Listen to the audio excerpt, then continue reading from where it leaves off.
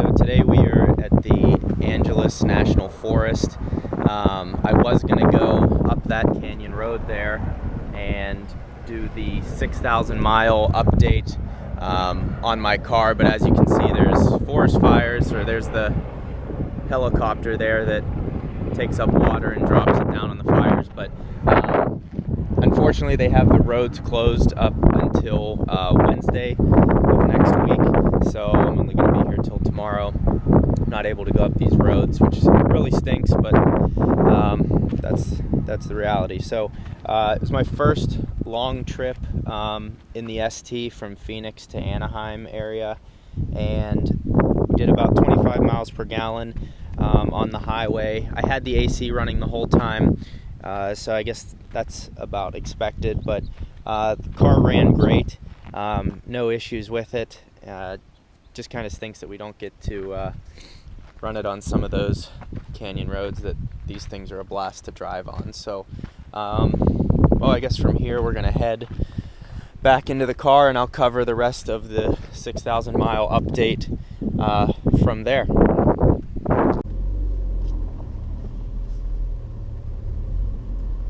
Alright, so we are heading out now. Really stinks we can't get on that road, but there's nothing we can do. For the 6,000 mile update, there are a couple things that that I wanted to go over. Basically, as I go along, I just list things in my phone that I think would be relevant to bring to you guys. And I also really appreciate the support that I'm getting from all over. I mean, I've had people write in from Greece and the UK.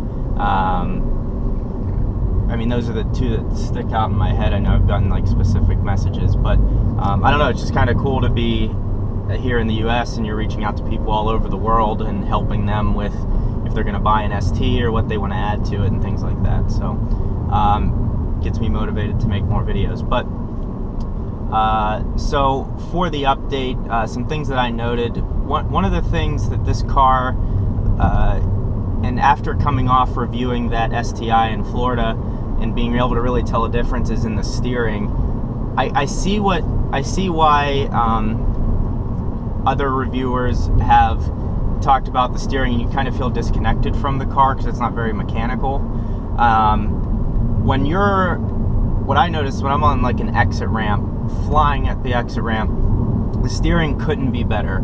It couldn't be more precise, and it's really direct. When you're just driving along and you make a movement, it feels like you're kind of, I don't know, the inputs are kind of soft and they feel like synthetic almost. So I see where it's knocked there, but I really like it because when you're going slow, it's really easy to turn the wheel.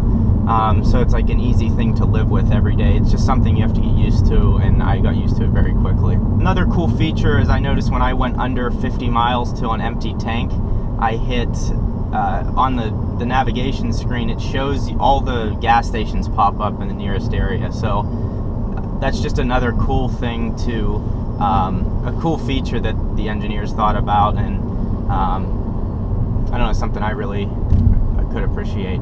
Thing I'm thinking of doing is getting the Mountoon rear engine mount. I spoke to some of their guys in the sales department, and I asked them about the vibration that you get apparently from adding the rear engine mount in. Apparently the shifts are more crisp, and you reduce wheel hop a little bit, but I guess when you're sitting idle, there's more vibration in the car. I'm just having trouble understanding how much vibration, why there's more vibration. So if any of you guys have the rear engine mount, if you could give me some feedback on, is it a lot of vibration? Is it worth it? Does it actually reduce wheel hop? I think that'd be good, because I really can't find much on it being, can't find like a real good honest review on it. So something I want to look into. After driving all those miles with the Recaro seats, this, I mean, I love the seats. There's no other seats I'd rather have in this car. But on longer trips, they're definitely not that comfortable. I mean, you're constantly grabbed. You're sitting down in the seat. You get kind of sweaty. I don't know. I know my shoulder today when I woke up, it hurts like hell. I don't know if that's in any way related to the seats, or if I'm just a bitch. I don't really know. But they're not the most comfortable. But again, I don't know what other seats you would get in this thing.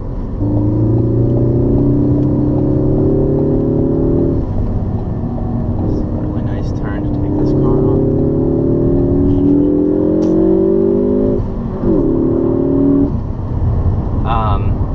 So another performance part I was thinking of getting is the Ford Performance exhaust. It's on Mountoon's site.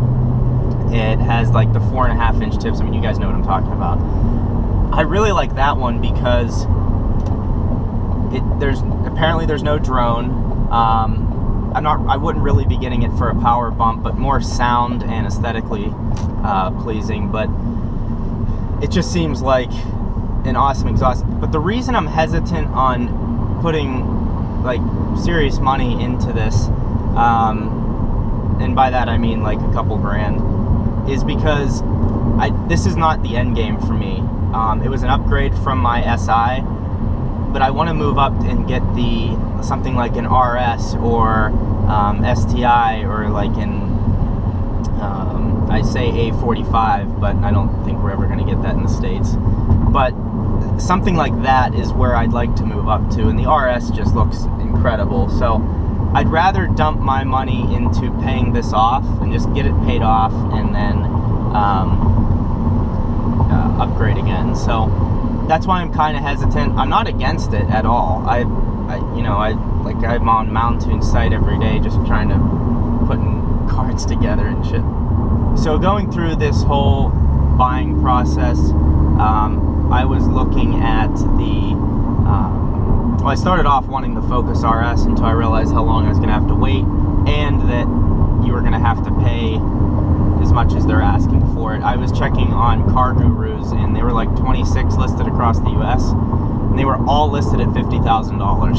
So I'm not going to pay that for an RS, and just decided let's start looking at what is available right now. So I looked at the Golf R, the STI, the WRX, the Focus ST, and the BRZ, as well as the Scion FRS, now the Toyota 86. Of all of those cars, looking back at it, I still think about the Toyota 86 or BRZ and think that would be a really fun car to drive. What it came down to for me, though, is living in Phoenix and being more in the urban area in Tempe.